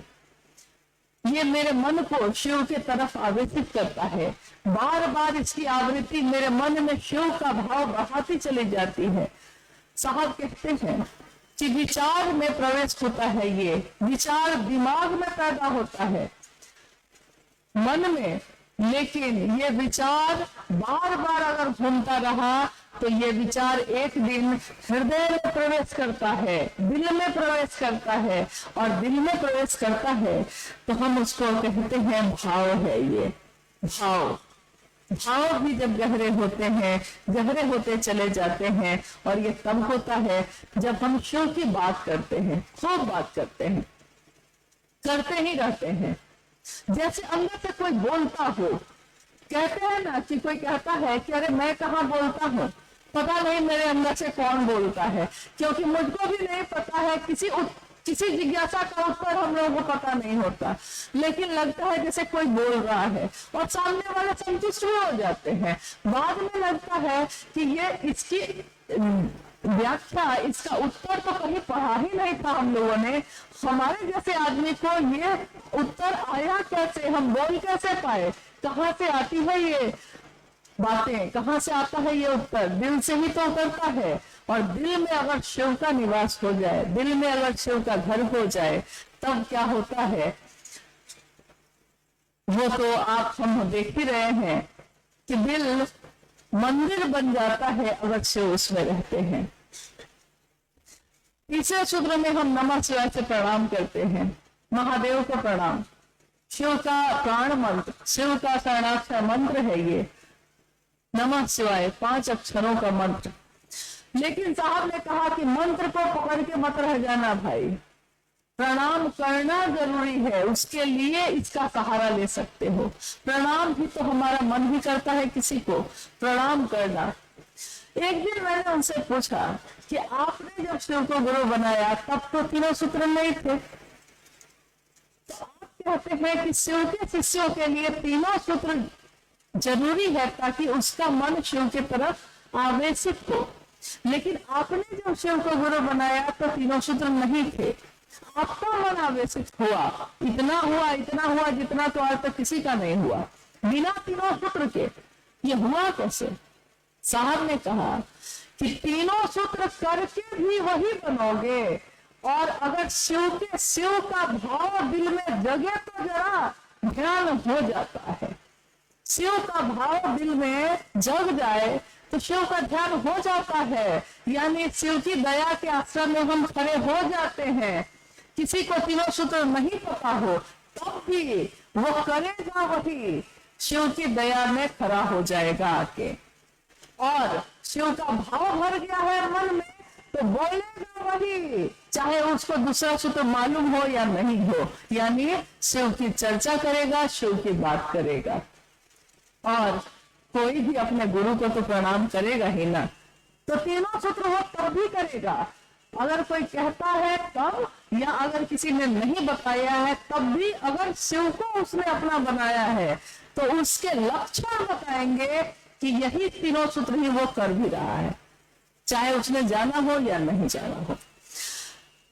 समय चूंकि अभी काफी जा रहा है तो आइए हम लोग कुछ जिज्ञासाओं पे बात कर लेते हैं। अभी मैंने कहा है कि हम लोग को बहुत बार उत्तर आता भी नहीं है, और साहब ने कहा कि गुरु का मंच है ये, इस पे शिव गुरु की बात होती है, लेकिन ये मत सोचिएगा कि कोई विद्वान आया है, कोई बहुत वरिष्ठ आया है, या कोई साहब के परिवार के कारण आ गया है, ऐसा नहीं है।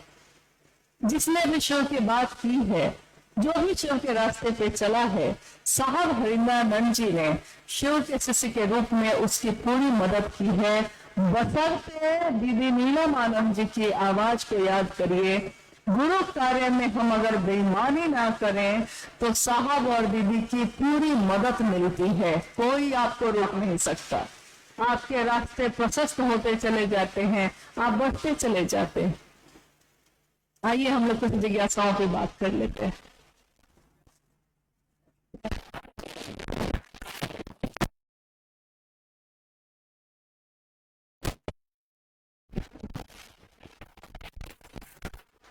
माइक काम नहीं कर रहा है?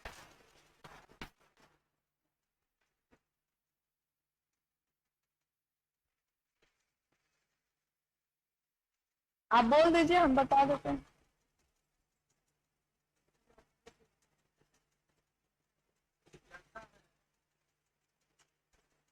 शिव गुरु के प्रति जिज्ञासा है शिव गुरु के प्रति व्यक्ति का शिष्य भाव प्रगाढ़ होकर स्वभाव हो जाए, यह कैसे होगा? कृपया समझाने की कृपा करें। आशा गुरु बहन ने ये जानना चाहा है। फिर से बोलिएगा, फिर से बोलिए। शिव गुरु के प्रति व्यक्ति का शिष्य भाव प्रगाढ़ होकर स्वभाव हो जाए, यह कैसे होगा? कृपया समझाने की कृपा करें। जिज्ञासा आपने सुनी है। शिव को गुरु मानकर हम में से किसी का भी शिष्य भाव इतना गहरा हो जाए, इतना प्रगाढ़ हो जाए कि वो हमारा स्वभाव बन जाए, ये कैसे होगा? स्वभाव का अर्थ होता है कि जो जन्म से ही जो भाव हमारे अंदर होते हैं, जन्म लेते ही। एक बच्चा जब जन्म लेता है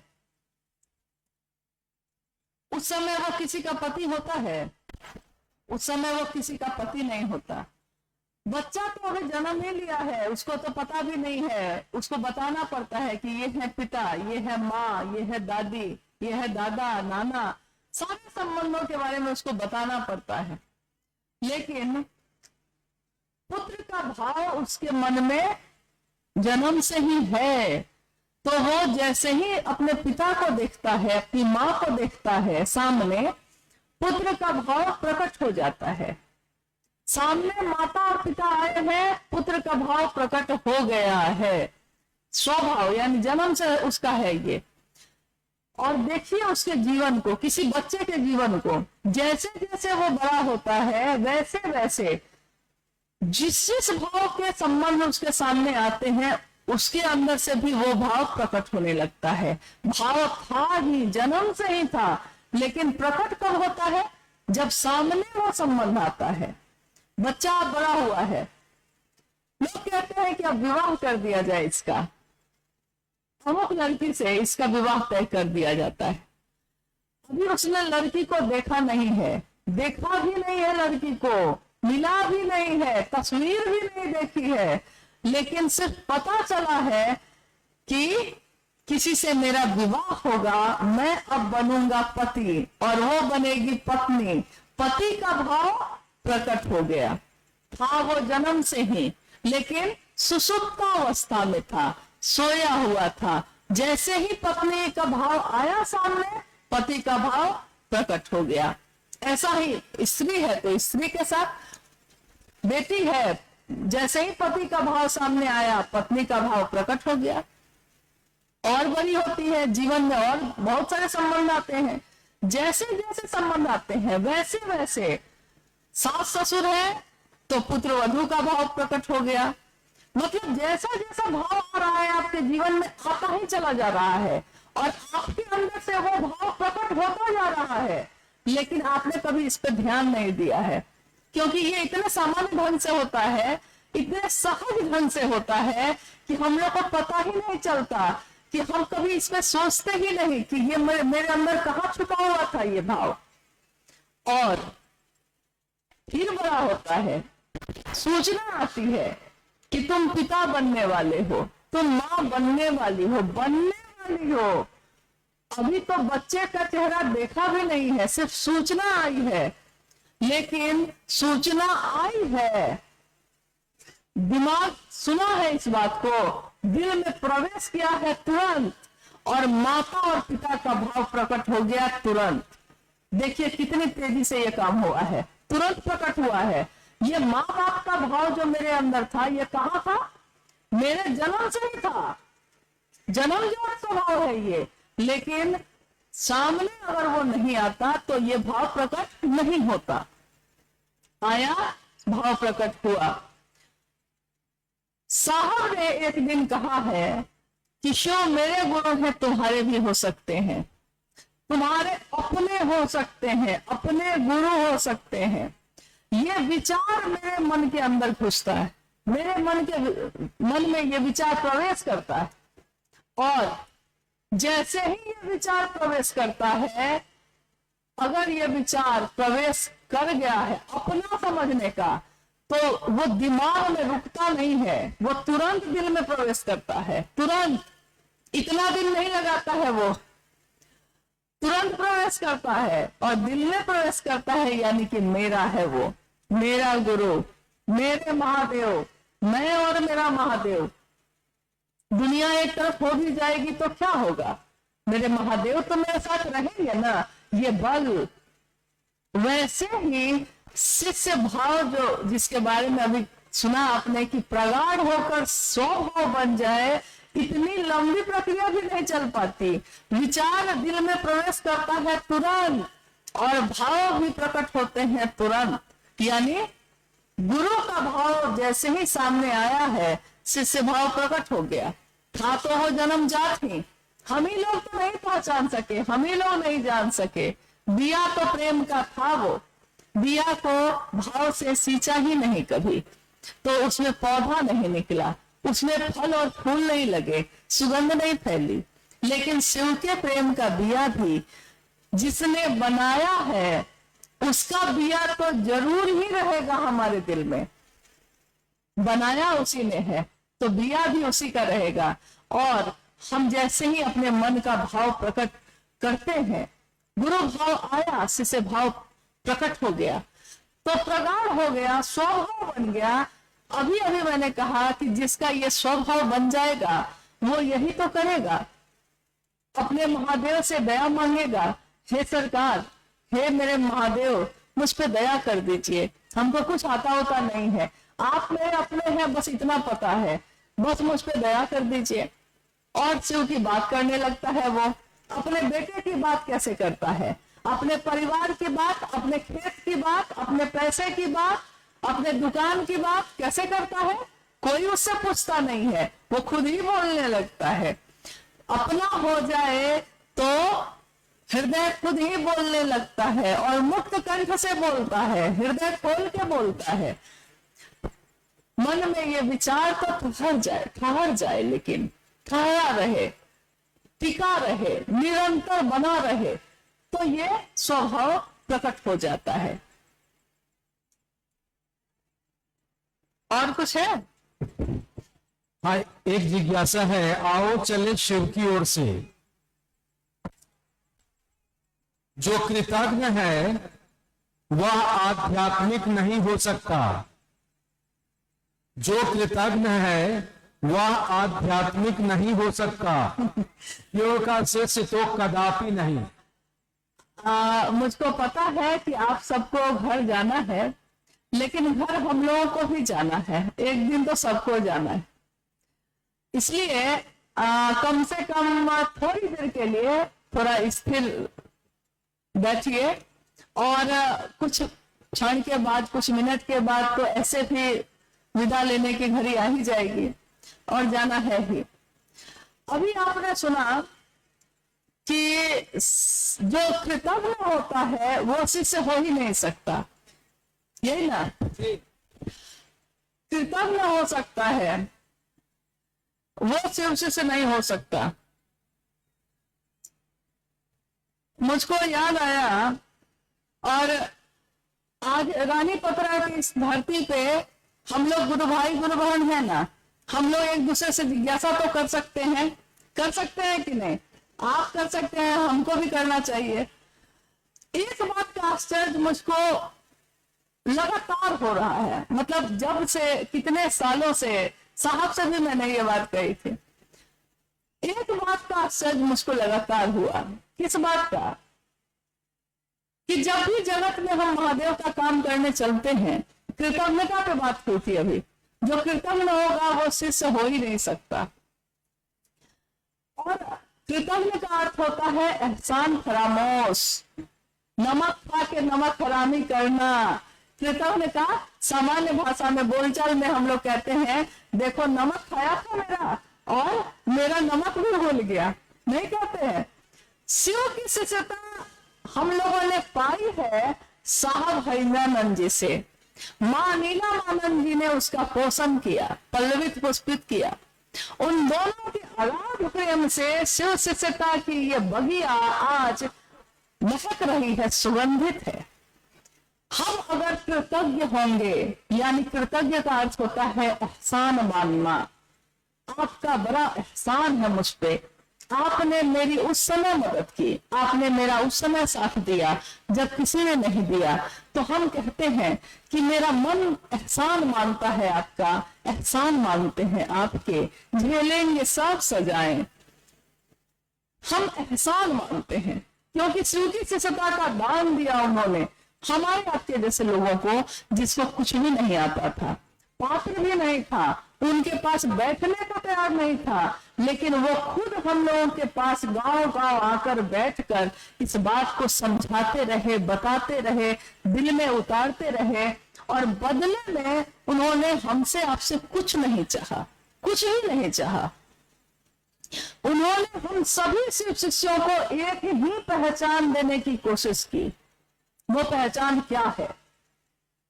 वो पहचान है कि हम कहीं से गुजरे तो दुनिया के लोग देखकर हमको कहे कि शिव के शिष्य जा रहे हैं, शिव का चेला है वो, शिव का शिष्य है वो जो जा रहा है, देखो उसको। उदाहरण पेश करें हम अपने आचरण से, अपनी बोली से, अपने मन से, कि कोई हम लोग को देखो ना तो उसको महादेव के सिवा कुछ याद नहीं आए, देख के कह दे। ऐसा होता है महादेव का चेला।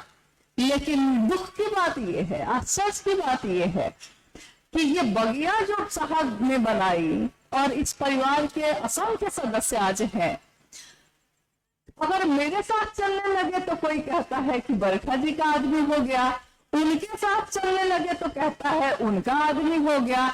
अरे भाई, मुझको आश्चर्य और जिज्ञासा दोनों है इस बात की कि अरे साहब हरिंद्रानंद जी ने जिसके ऊपर शिव शिष्य का ठप्पा लगा दिया, वो किसी और का आदमी कैसे हो सकता है?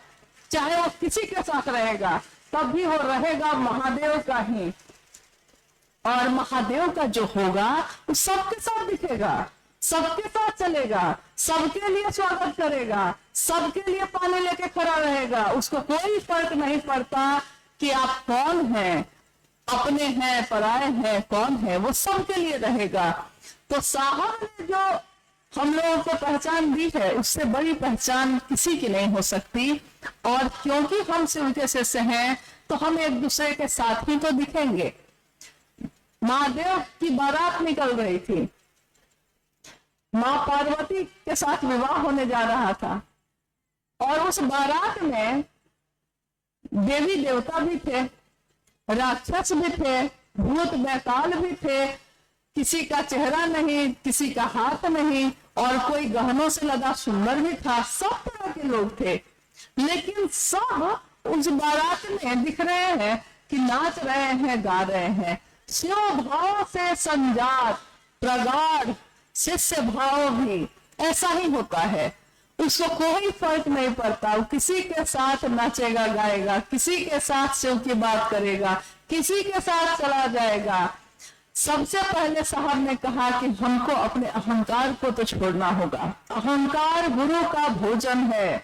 हम लोग को कभी ये नहीं सोचना चाहिए कि हम लोगों ने किया है तो ये इस इलाके में हुआ है, तो हमारे अंदर, हमारे जिले में महादेव की बात हो रही है। अरे महादेव का काम तो हवाएं करती हैं। ये तो दया हरिंदर की है कि उन्होंने हम सबको श्रेय दे दिया, हम सबका भी नाम कर दिया। जिसको कोई पूछता नहीं था तेरी बंदगी से पहले, आज सब पूछते हैं।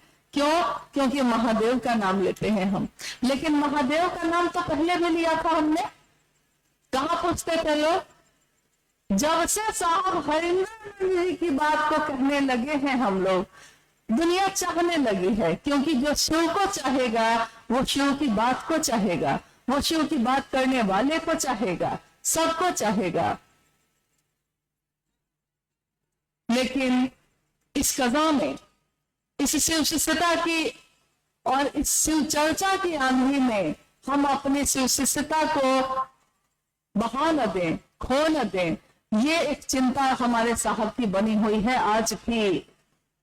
तो शिव चर्चाएं हो, लेकिन शिव भाव से संजात, भींगा हुआ हो, शिव भाव से प्रगाढ़, यानी उसमें गहराई हो शिव भाव की, ताकि जो कहता हो उसका मन भी शिव भाव से भर जाए, जो सुनता हो उसका मन भी शिव भाव से भर जाए, वो अपने साहब और दीदी को भूल न सके, उनके एहसान को अपने दिल से भुला न सके। ये जीवन ऐसे ही बीत जाए, हमारे साहब दीदी मिलते रहेंगे, महादेव की तरफ हम लोग को चलाते रहेंगे, और ये रास्ता एक दिन वहां जाके खत्म होगा जहां हमारे महादेव स्वयं बैठे हैं।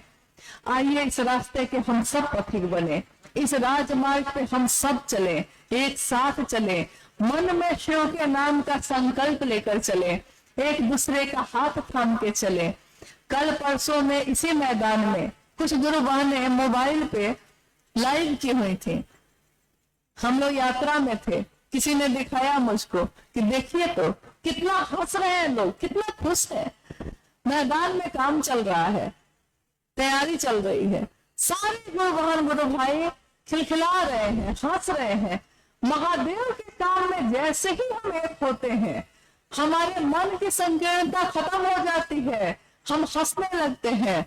साहब ने कहा कि शिव की शिष्यता आपके जीवन में हंसने का कारण है, हंसिए। मैं क्या कहूं आपको कि रोइए? साहब ने कहा कि मैं क्या कहूं कि रोइए, बिछड़िए नहीं। शिव की शिष्यता को हंसाती है, मुस्कुराती है, और दूसरों को भी, अगर किसी को देख के, अनजान आदमी को भी देखकर अगर आप मुस्कुरा दीजिए, क्या होता है बदले में? वो नहीं जानता कि आप उसको देखकर क्यों मुस्कुराए हैं, लेकिन वो भी मुस्कुरा देता है, और बाद में सोचता होगा कि कौन था वो, क्या मैं उसको पहचानता था। देखिए, ये जीवन समंदर है, इस जीवन में जो दीजिएगा वो वापस आएगा। सम्मान दीजिएगा दूसरों को, सम्मान दुगुनी वापस आएगी। प्यार दीजिएगा, प्यार आएगी। साहब ने कहा कि ये जीवन का समंदर है, इसमें चप्पल फेंकिएगा, चप्पल ही वापस मिलेगी। दूसरे के प्रति नफरत रखिएगा, नफरत ही वापस आएगी। शिव को रखिएगा, शिव ही वापस मिलेंगे। शिव को देना है, शिव को लेना है, बस इतनी ही से तो बात है। और क्या कहूं, बहुत ही सुंदर माहौल में शिव की बात इस स्थान पे हो रही है, और आप सब बैठे हैं, हम लोग फिर अब विदा होंगे। अब कोई जिज्ञासा तो अब नहीं है, अब हाँ, जिज्ञासाएं कभी खत्म नहीं होती, लेकिन जब प्रेम हो जाता है तो जिज्ञासाएं मौन हो जाती हैं। युवा गुरु बैठे हैं, वृद्ध शिष्य बैठे हैं, गुरु भी मौन है, शिष्य भी मौन है, दोनों मौन है, और उस मौन में ही शिष्यों का संशय पल प्रतिपल विनष्ट हो रहा है, खत्म हो रहा है। तो शिव की शिष्यता की इस बगिया में रहने वाले हम सभी शिव के शिष्य अपने गुरु शिष्य को, अपने गुरु शिव को अपने मन का उद्गार, अपने मन का प्रेम दें, और हमारे मन के संशय को वो गुरु खुद ही विनष्ट कर देते हैं। चलिए हम लोग आज इस जगह से अब विदा लेते हैं। महादेव की दया बनी रहे, हमारे साहब और दीदी का ये साहब का बोला हुआ अनाधिकार आशीर्वाद, जबकि अधिकार था उनको, अधिकार है उनको, लेकिन तब भी उन्होंने उनका बड़प्पन देखिए कि वो कहते हैं अनाधिकार। अनाधिकार आशीर्वाद ये बना रहे सभी शिव शिष्यों के लिए कि शिव मेरे सचमुच में गुरु हो जाए, हम सब शिव के शिष्यों का काम कर सके। आप सभी के चरणों में जो मंच के सामने हमारी बहनें बैठी हैं, आप कृपया बैठ जाएं, आप कृपया बैठें, कुछ देर अभी भजन चल